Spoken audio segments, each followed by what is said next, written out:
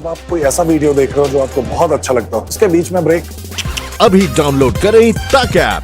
और आपको बता दें कि देश में कोरोना के मरीजों की संख्या लगभग 50,000 हो चुकी है। पिछले 3 दिनों में संक्रमण बढ़ने की रफ्तार सबसे तेज है।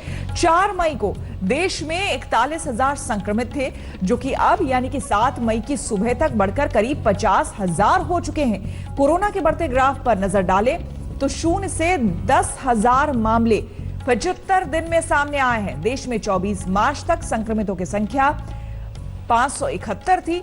25 मार्च को लॉकडाउन के पहले दिन से लेकर अब तक संक्रमितों की संख्या 49,429 हो चुकी है। तो देखिए किस तरह से कोरोना का ग्राफ लगातार हमारे देश में बढ़ रहा है। 6 राज्यों की तस्वीरें भी आपको हम दिखा रहे हैं, जिसमें सबसे अव्वल है महाराष्ट्र। जी हां, महाराष्ट्र में सबसे ज्यादा मामले 16,758 मामले सामने आए हैं।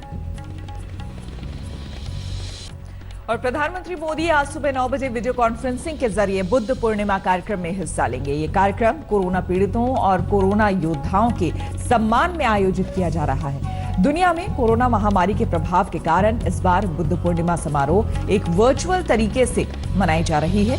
कोरोना वायरस के प्रकोप को देखते हुए सावधानी भी बरती जा रही है। इस बार सामाजिक दूरी को ध्यान में रखते हुए बुद्ध पूर्णिमा समारोह वर्चुअल स्तर पर आयोजित किया जाएगा। बुद्ध पूर्णिमा पर गुरुवार को प्रधानमंत्री नरेंद्र मोदी भाषण भी देंगे। ये आयोजन कोविड-19 के पीड़ितों और फ्रंटलाइन वॉरियर्स जैसे मेडिकल स्टाफ, डॉक्टर्स और पुलिसकर्मी तथा अन्य के सम्मान में आयोजित किया जा रहा है। आज पूरे देश की नजर पीएम मोदी पर है कि इस मौके पर वो क्या संदेश देते हैं।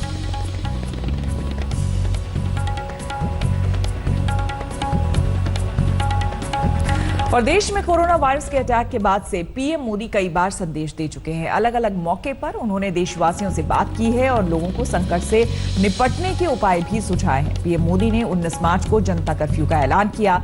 लोगों ने उनकी बात ध्यान से सुनी और घरों में कैद रहे। 22 मार्च को प्रधानमंत्री ने कोरोना वॉरियर्स के सम्मान में लोगों से ताली और थाली बजाने के लिए कहा। मोदी का ये आइडिया भी जनता ने सिर माथे पर लिया। 24 मार्च को राष्ट्र के नाम संबोधन में पीएम मोदी ने 21 दिन के लॉकडाउन का ऐलान किया। कोरोना की चेन तोड़ने के लिए पूरे देश में एक साथ लॉकडाउन लागू किया गया। 14 अप्रैल को पीएम मोदी ने कोरोना को हराने के लिए एक और लॉकडाउन का ऐलान किया। देश में लॉकडाउन नहीं होता तो क्या होता, ये सोचकर आपके होश फाख्ता हो जाएंगे। आप चौंक जाएंगे। कोरोना के खिलाफ लॉकडाउन की वजह से संक्रमित मरीजों की संख्या को रोकने में काफी हद तक कामयाबी हमें मिली है। लेकिन हाल के दिनों में जिस तरह से कोरोना के मरीजों की संख्या बढ़ी है, उससे कई सवाल भी खड़े हो गए हैं। कोरोना के कहर से बचने के लिए देश लॉकडाउन के तीसरे फेज में है, लेकिन हालात नहीं हैं काबू में। वायरस का विस्फोट लोगों को बनाता जा रहा है निशाना। मौजूदा संकेत बताने के लिए काफी है कि हालात जल्द ठीक होने वाले नहीं हैं। लॉकडाउन 3 के 3 दिन बीत गए, यानी 43 दिन बीतने के बाद भी कोरोना पर ब्रेक नहीं लग सका है। इन 3 दिनों के आंकड़ों पर गौर करें तो इसकी रफ्तार पहले से कहीं ज्यादा है। 4 मई को संक्रमित मरीज की संख्या थी 2900 और मौत का आंकड़ा था 99। 5 मई को संक्रमित मरीज की संख्या थी 3900, मौत का आंकड़ा था 195।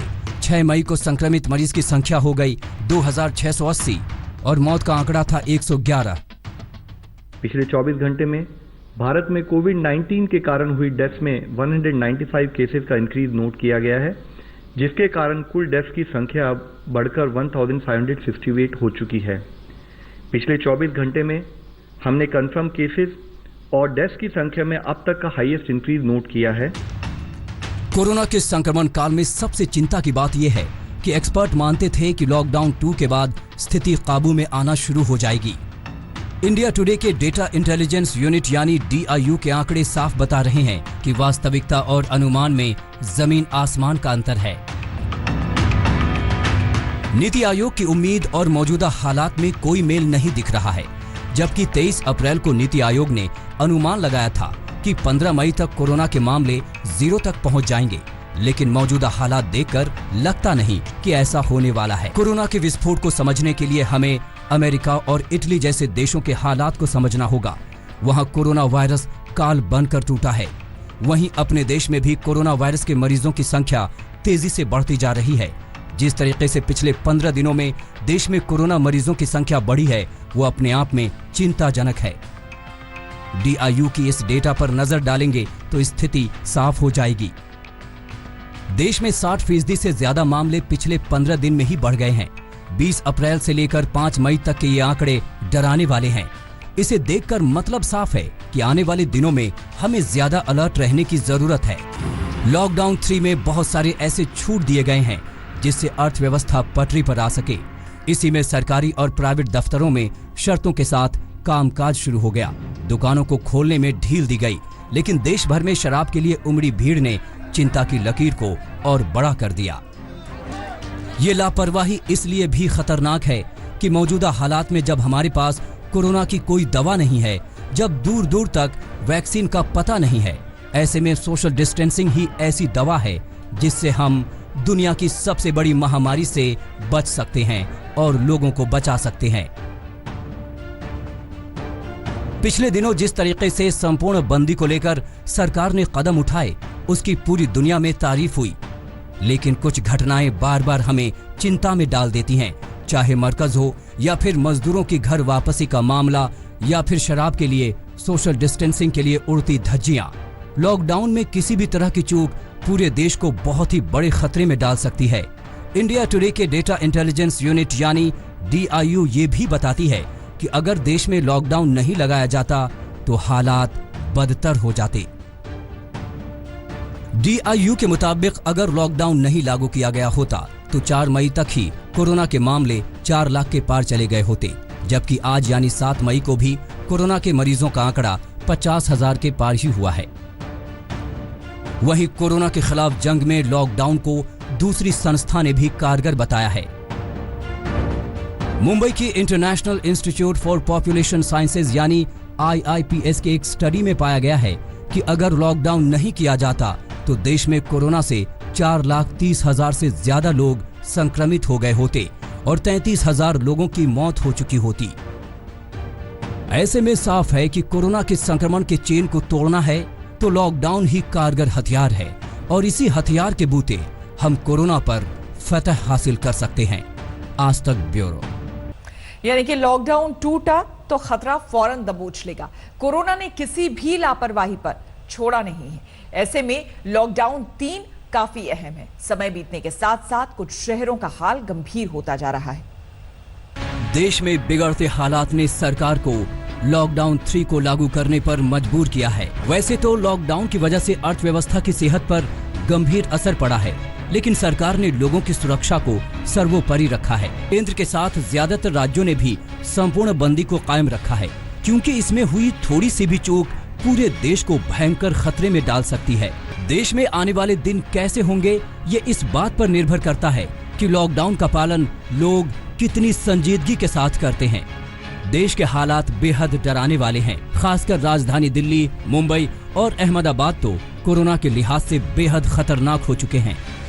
कोरोना की ये टॉप 3 हॉटस्पॉट शहर हैं, लेकिन डेंजर जोन की लिस्ट में सिर्फ ये 3 शहर नहीं, 12 ऐसे शहर हैं जहां कुल कोरोना के 60% से ज्यादा मामले हैं। Number 1 Mumbai, number 2 Delhi, number 3 Ahmedabad, number 4 Chennai, number 5 Indore, number 6 Pune, number 7 Jaipur, number 8 Surat, number 9 Kolkata, number 10 Agra, number 11 Hyderabad और नंबर 12 भोपाल। जो भी कस्टमर्स है, जो भी दुकानदार है, उन्होंने सोशल डिस्टेंस रखना चाहिए। हर एक दुकानदार की जवाबदारी है, हर एक नागरिक की जवाबदारी है सोशल डिस्टेंस रखना, और सबकी जिम्मेदारी है मौके पर मास्क लगाना। सबकी जिम्मेदारी है मास्क लगाना, सोशल डिस्टेंसिंग बनाए रखना। लेकिन मुंबई कहां मानने वाली। महानगरी में सड़कों पर ये भीड़ बता रही है कि इन्हें खतरे की परवाह नहीं। जानबूझकर लोग खतरे को बुला रहे हैं, ये जानते हुए कि यहाँ संक्रमण की रफ्तार बेहद तेज है और ये आंकड़ा 10,000 के पार पहुँच चुका है। वहीं पूरे महाराष्ट्र में पीड़ितों का आंकड़ा 15,000 के पार जा चुका है। बुधवार रात जारी आंकड़ों के मुताबिक मुंबई में 24 घंटे में 769 केस सामने आए। इसके साथ ही मुंबई में कुल 10,714 लोग कोरोना पीड़ित हो गए। 24 घंटे में मुंबई में 25 लोगों ने अपनी जान गंवाई और इस तरह मुंबई में मरने वालों की कुल संख्या 412 पहुंच गई। वहीं महाराष्ट्र में 24 घंटे में कोरोना के 1233 मामले सामने आए और 34 लोगों ने जान गंवाई। नए आंकड़ों के साथ ही राज्य में पीड़ितों का कुल आंकड़ा 16,758 हो गया, जबकि कोरोना से मृतकों की कुल संख्या 651 हो गई। देश में सबसे बड़े संकट का सबसे बड़ा केंद्र मुंबई बनी हुई है।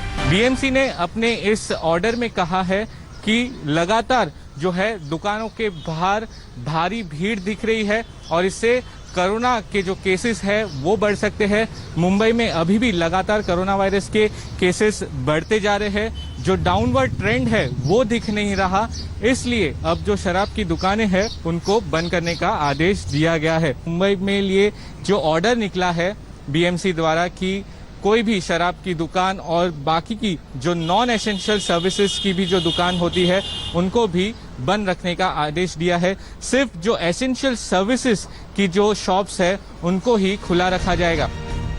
कोरोना संकट से जूझती राज्य सरकार ने 25,000 रजिस्टर्ड डॉक्टरों के लिए नया फरमान जारी किया है। इसके मुताबिक उन्हें कोविड सेंटर में कम से कम 15 दिन की ड्यूटी करना अनिवार्य कर दिया गया है। ऐसा नहीं करने पर सरकार कार्रवाई की तैयारी में है। तनुश्री पांडे और मुस्तफा शेख के साथ सौरभ वक्तानिया, मुंबई आज तक।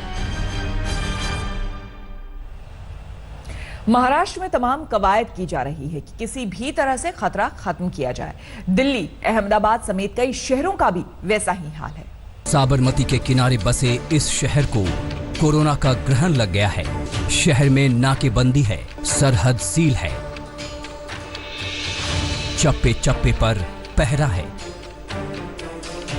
लेकिन कोरोना के अड्डे नहीं खत्म हो रहे हैं। अहमदाबाद के हालात बिगड़ते जा रहे हैं, जिसकी वजह से गुजरात में कोरोना के मरीजों की संख्या और मौत में जबरदस्त उछाल आया है। बुधवार रात 8 बजे तक 24 घंटों में गुजरात में कुल 380 नए मामले सामने आए हैं, जबकि 28 की मौत हुई है। वहीं अहमदाबाद में नए मामलों की संख्या 291 है, जबकि नए मौत की संख्या 25 है। ऐसे में अब अहमदाबाद में कोरोना के कुल केस 4,735 हो चुके हैं, जबकि गुजरात में कुल मामले 6,625 हो चुके हैं। कोरोना संक्रमण के मामले में अहमदाबाद ने देश भर में गुजरात को नंबर 2 पर पहुंचा दिया। यही चिंता का सबब है। इसका मतलब है कि हमारे यहाँ बिल्कुल अब उत्तरोत्तर जितने लोग रिकवर होके अच्छे होके वापस घर जा रहे हैं, इनकी संख्या बढ़ रही है। और अगर पूरी संख्या आज के दिन पर देखा जाए तो अभी तक पॉजिटिव केसेस तो हैं, पर उसके सामने 1381 जितने लोग बिल्कुल ठीक हो गए हैं और डिस्चार्ज हो गए हैं, ये अंक है। अहमदाबाद में कोरोना संक्रमित मरीजों के ठीक होने की तादाद भी दूसरे शहरों की तुलना में काफी कम है। अहमदाबाद में रिकवरी रेट जहां 16.31% है, वहीं दिल्ली और मुंबई में रिकवरी रेट करीब 33% है। अब ऐसे में सवाल उठता है कि आखिर अहमदाबाद में अब तक क्यों नहीं थम रहे मौत के आंकड़े, क्यों नहीं कोरोना के अड्डे पर किए जा रहे प्रहार। नमस्कार, मैं हूं अंजना ओम कश्यप। हमें उम्मीद है ये वीडियो आपको पसंद आया होगा। लेटेस्ट खबरों के लिए यूं ही देखते रहिए आज तक, और इस वीडियो के पसंद आने पर लाइक, शेयर एंड सब्सक्राइब करना ना भूलें।